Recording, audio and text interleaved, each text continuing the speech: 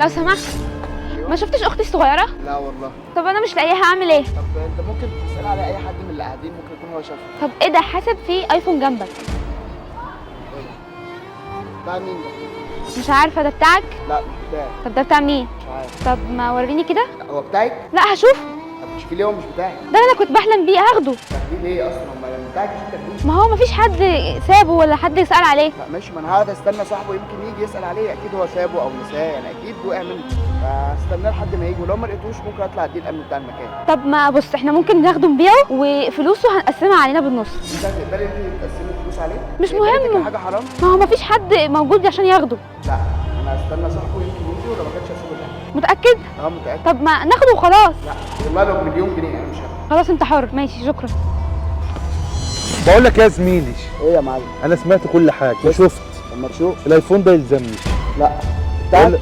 لا مش بتاع، بس يلزمني. طب يعني معلش انا مش هديهولك انت. طب ايدك بس، ايدك طيب. بقول لك على حاجه بس. قول لي. طب بس صلي على النبي عليه كده. الصلاه والسلام. انا اخوك أيوة. مزنوق وعايز ادفع ايجار الشقه. طيب ماشي. هنبيعه وبالنص يا زميلي. لا يا زميلي مش هينفع. طب اسمع كلامي. هتقدر تاكل حاجه حرام؟ اوعى بس ايدك. بقول لك عشان ظروفنا. لا بس. مفيش ظروف يا عم هنبيعه بالنص. يا عم. لا انا ما بقبلش حرام، ما باكلش يا حرام. عم بقول لك لسه نسمع كلامي.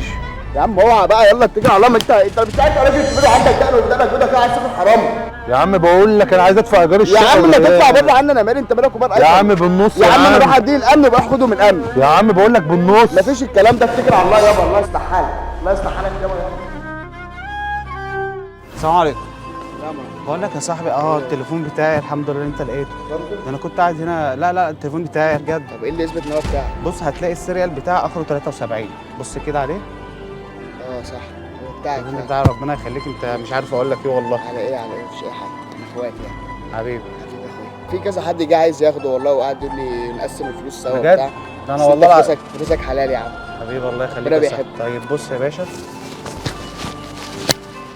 احنا بنصور تجربه اجتماعيه، وفي كاميرا بتصور ورا الشجره اهيت، وانت طلعت شخص محترم وشخص امين. حبيبي ربنا يخليك. واحنا بنصور برنامج اسمه الخير لاهل الخير، حبيبي وانت شخص امين، ربنا يخليك. وامانتك ديت في نفس الوقت هي خير. اكيد طبعا. والايفون ده مننا ليك هديه. لا يا عم، لا مش عايز. ده هديه من البرنامج ليك علشان انت طلعت شخص امين وما قبلتش ان انت تاخد لا حاجه. يا عم، انا اصلا كده معايا موبايل خلاص ممشيني، يعني مش محتاجه يا عم. روح بيعه وتبرع بيه 57، تبرع بيه لاي مستشفى خيريه، تبرع بيه لاي حد يتيم. انا الحمد لله ربنا رازقني الحمد لله. يعني انت مش عايزه؟ لا. عايز تتبرع بثمنه؟ اه. طيب ثواني كده يا عمرو، هات الفلوس كده اللي معاك. انا عملت حاجه اللي مش مستني ليها مقابل. اتفضل، دي الفلوس ثمن الايفون بالظبط 25000 جنيه. لو انت عايز تتبرع بيهم لاي حد او تتبرع ل 57 357 تقدر تتبرع بيهم انت لنفسك. خلاص تمام حبيبي يا تمام. حبيبي. الخير لاهل الخير.